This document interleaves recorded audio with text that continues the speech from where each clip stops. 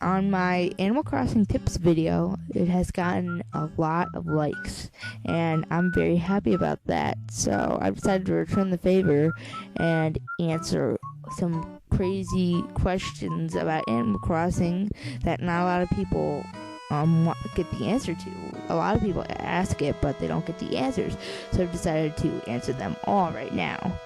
Now, if you want to, then you can skip to a certain question. In the description, there will be a time code. You can click on that to go to a certain question.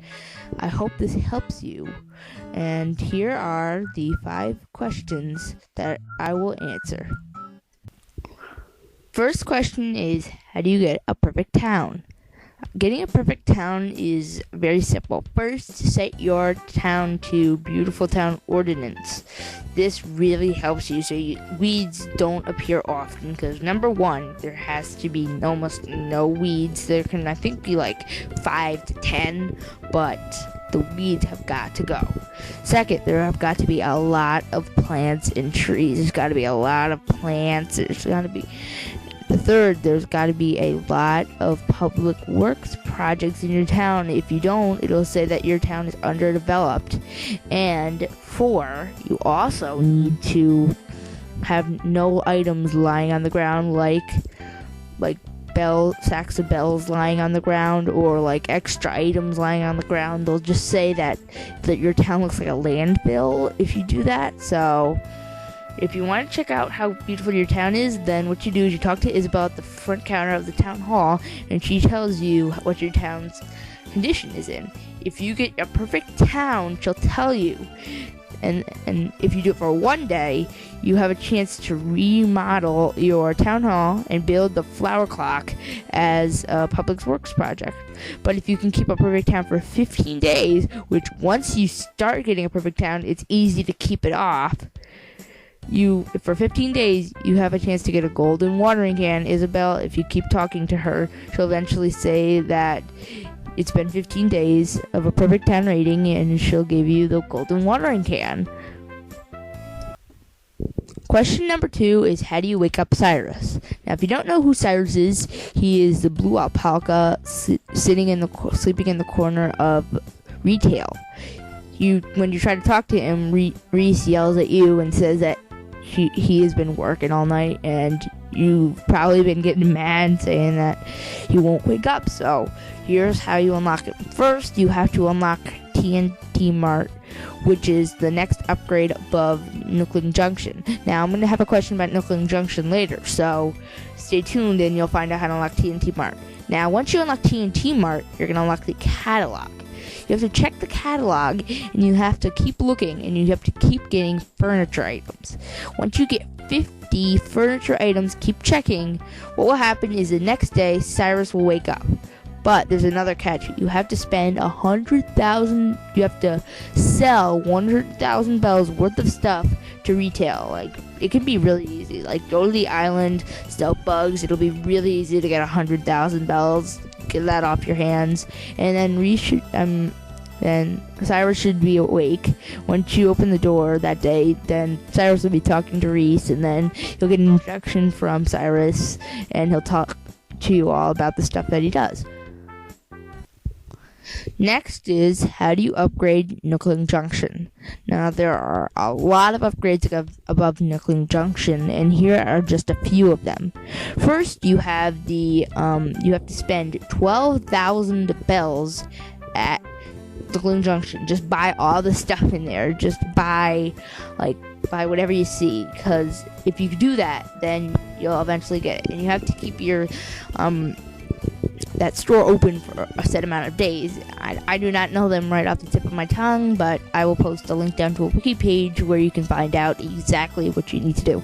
But 12,000 bells. Then what will happen is you'll remodel into TNT Mart, the first upgrade, which also opens with the biggest hours. I think it opens from 6 a.m. to 12 a.m. That's pretty big. Next, what happens is if you spend, I believe it is 25,000 bells there, what will happen is it will upgrade again to Super TNT. Now, Super TNT is really big. It's much bigger, but If you don't think it's bigger, then you can go for the next upgrade, which is even bigger. You need to spend 25,000 bells at Super TNT. Just buy all the stuff there, like buy on the catalog, buy some expensive item like 50 times. You'll eventually get there. Now, next, after that, it'll remodel and it'll turn into TIY. TIY is a department store. But it is a bigger store. So what happens is what happens is the gardening center merges slightly with the Nookling store. It's pretty big. Now the tough part is upgrading from TIY. There's a person named Gracie that comes to your town. She does fashion checks. She usually appears at the town plaza. Once you spend 70,000 bells at TIY, and she'll come randomly. So don't say like I spent 70,000 bells. She should be coming now. No, it comes randomly. So once that happens, you need to pass her fashion check 4 times, and then you need to spend 100,000 bells worth at TIY, and then you should eventually have TNT Emporium, the last upgrade. It's a mouthful, but I hope this helps. The fourth question is, how do you get golden roses? Now, golden roses, first, you need to get the golden watering can, which is achieved by having a perfect town rating for 15 days. You already learned how to get a perfect town rating, so now you get the golden watering can after 15 days. Now, before that, you can actually start hybriding. Now, what you have to do is put a red rose next to a red rose, and then just wait, like, it could be many days. But eventually, there will be a black rose that hybrids between the red rose and the other red rose. Now, what you're going to do is you're going to try to hybrid, like, a black rose with a red rose, try to create more black roses. Remember, if you get 2 black roses, remember, a black rose and a black rose hybrid is a black rose. So you get black rose all. So just keep hybriding them until you get a lot of black roses. Then turn your town ordinance off, beautiful town. Then what happens is they'll start to wilt. What you're going to do is you're going to water them again with the golden watering can. The next day they should be golden roses. Now, don't panic about this. This takes a long time. I haven't even gotten the golden roses yet. I am starting to work on them. I hope this helps. The fifth and final question is, how do I get all the golden tools? Now, there are a lot of golden tools. I had to go over all of them.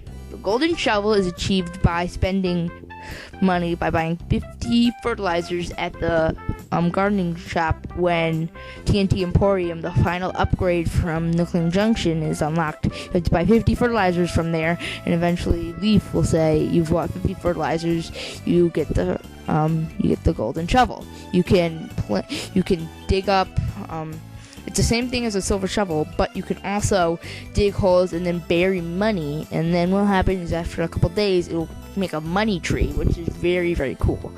Next, you have the golden axe. It's very simple. All you have to do is buy 50 of those saplings from the Nookling store. There's only one of them, so you keep buying that for 50 days, and then you should get the golden axe. Next is the golden watering can, which I already talked about.